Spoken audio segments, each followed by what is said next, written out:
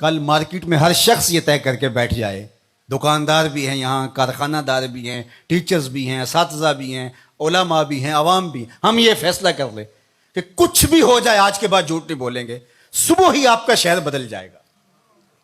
انقلاب لانے کے لیے کوئی کہیں سے کوئی فلسفہ لانا پڑے گا جس کو پھر عملی طور پہ تنفیذ کے لیے اس کے لیے کوئی سیمینار کرنے پڑیں گے۔ حضور نے فرمایا کہ جھوٹ نہیں بولنا، یہ طے کر لیں تمہارا معاشرہ تبدیل ہو جائے گا۔ تم طے کر لو ہم اوروں کے لیے جئیں گے، صرف اپنے لیے نہیں۔ تو پھر کوئی کسی سے دھوکہ کیسے کر سکتا ہے؟ کوئی کسی سے فراڈ کیسے کر سکتا ہے؟ کسی کو نقصان کیسے پہنچا سکتا ہے؟ کسی کو نیچا دکھانے کی کوشش کو کیسے کر سکتا ہے؟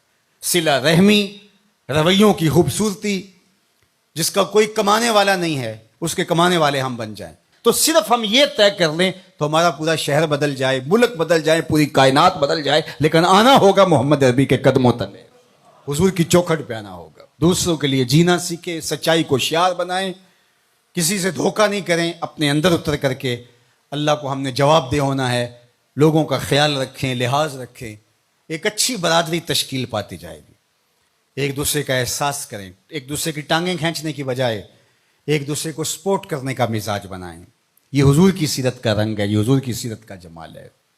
اور اگر ہم یہ نہیں کرنا تو جلسے کیے جائیں، جتنے مرضی کر لیں، محفلیں بھی کروائی جائیں، کیا فرق پڑتا ہے اس سے؟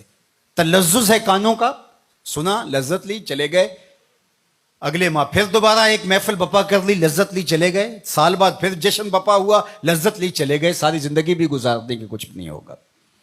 لیکن اگر ہم نے طے کرنا ہے کہ یہ اس میں تو کوئی دوسری رائے نہیں کہ سچ بولنا چاہیے، یہ ہمارے نبی کی بھی تعلیم ہے، انسان اپنے ضمیر سے پوچھے، اندر سے بھی یہی آواز آ رہی ہے، اپنے دائیں بیٹھے شخص سے پوچھے، بائیں بیٹھے شخص سے پوچھے، اپنے استاد سے پوچھے، باپ سے پوچھے، ماں سے پوچھے، کسی شخص کو گلی میں کھڑا کر کے پوچھ لے سچ بولنا چاہیے کہ جھوٹ بولنا چاہیے، وہ کہے گا سچ بولنا چاہیے۔ تو پھر ہم آج کے بعد کیوں طے نہیں کر لیتے کہ کچھ بھی ہو جائے سچ ہی بولیں گے، ہماری زندگی سچ کے ساتھ جڑی رہے گی، تمہارا رب آسمان سے بھی رحمتیں نازل کرے گا، زمین سے بھی رحمتیں تمہارے اوپر نازل فرمائے گا۔ لیکن اگر ہم نے یہ طے نہیں کیا، ہم نے بس یہی طے کیا ہے کہ ہم کانوں کی لذت لیں گے اور ہم جو ہے وہ ایک وہ حظ لیں گے وقتی طور پہ، لیکن ہم نے زندگی اپنی خواہش کے مطابق ہی گزارنی، جو ہم طے کر چکے ہیں اس کو بدلنا نہیں ہے، تو پھر کائنات کی کوئی چیز آپ کو نہیں بدل سکتی۔ اللہ اس کو نہیں بدلتا جو اپنے آپ کو بدلنے کی کوشش نہیں کرتا، اللہ اس کو ہی بدلتا ہے جو اپنے آپ کو بدلنے کی کوشش کرتا ہے۔